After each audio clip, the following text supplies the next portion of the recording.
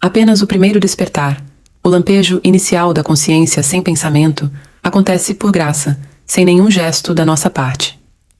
Se você considera este livro incompreensível ou sem significado, é porque isso ainda não lhe aconteceu. No entanto, caso algo em seu interior responda a ele, se você, de alguma forma, reconhece a verdade nele, isso significa que o processo do despertar já está em andamento.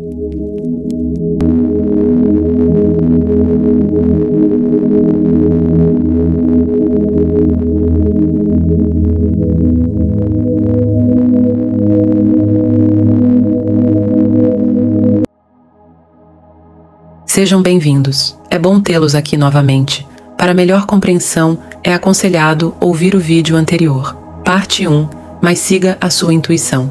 Acredite, se você chegou até aqui, não foi por acaso. Vamos começar?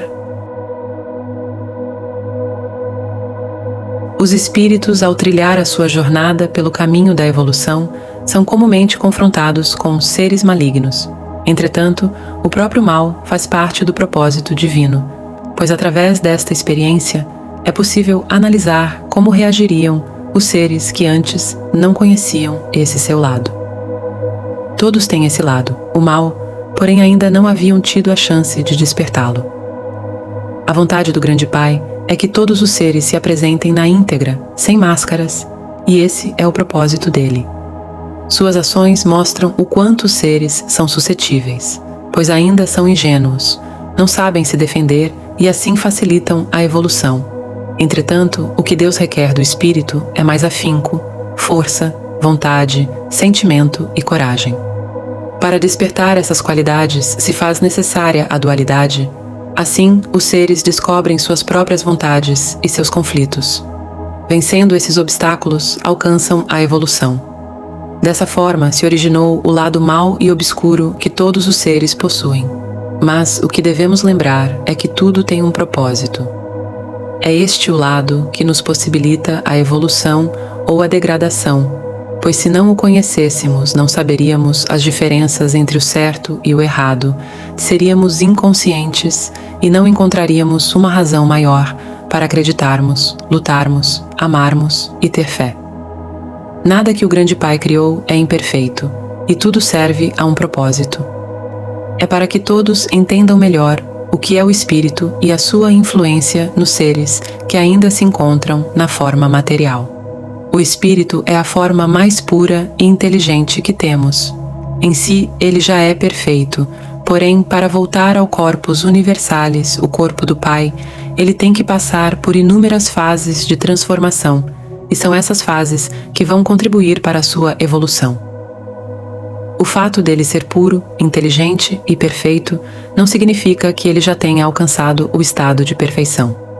A sua inteligência e perfeição provêm do corpus universalis.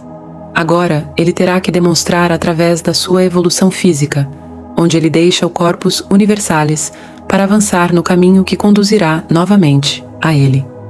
É como um filho que sai dos braços de Deus para descer à Mãe Terra e sempre termina retornando aos braços do Grande Pai. O que acontece justamente porque Deus nos ama e nos deseja mostrar o mundo exatamente como ele é, com seus defeitos e suas qualidades. Por isso, ele nos mostra os obstáculos, para que possamos vencê-los. Basta a nós lembrar que se ele nos mostra esses obstáculos, ele também estará lá junto a nós. Mas a decisão de ir adiante é nossa. Pertence ao nosso livre-arbítrio.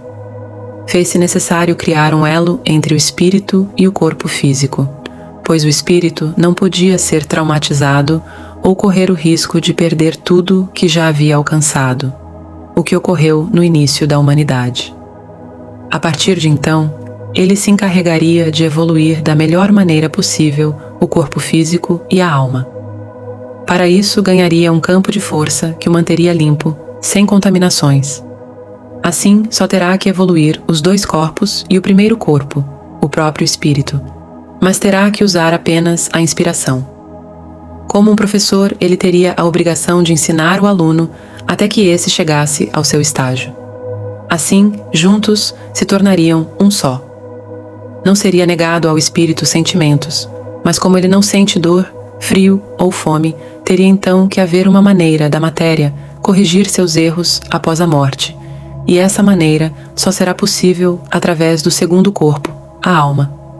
O espírito irá passando aos poucos, ao longo das inúmeras encarnações, sua inteligência para a alma, e esta a passará para a matéria, e assim evoluirão juntos.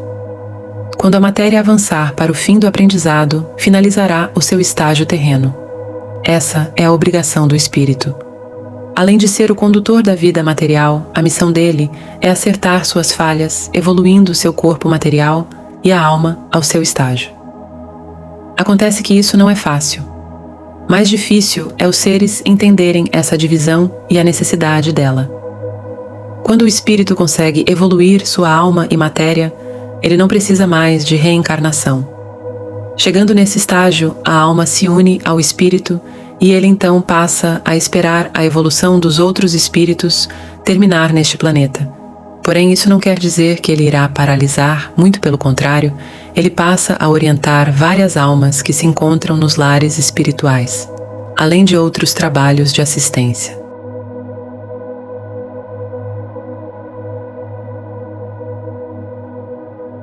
Este corpo de luz é a razão pela qual você se encontra aqui na Terra. Ele é o Senhor absoluto de todo o seu ser. Porém, mesmo sendo o dono da sua vida terrena e imortal, ele tem a obrigação apenas de evoluí-la, e para isso não poderá usar nada além do amor incondicional. Seu objetivo é a unificação com o segundo corpo, e somente quando isso acontecer, ele se libertará da Terra e terá então cumprido sua missão aqui. Esse corpo desconhece tempo, pois suas vibrações correm fora do tempo terreno. Ele jamais envelhece ou morre. Sua tendência é unicamente evoluir cada vez mais, e para isso tem que evoluir junto aos outros corpos. Esse corpo é o espírito. Se você gostou, curta, comente e compartilhe. Obrigada por assistir.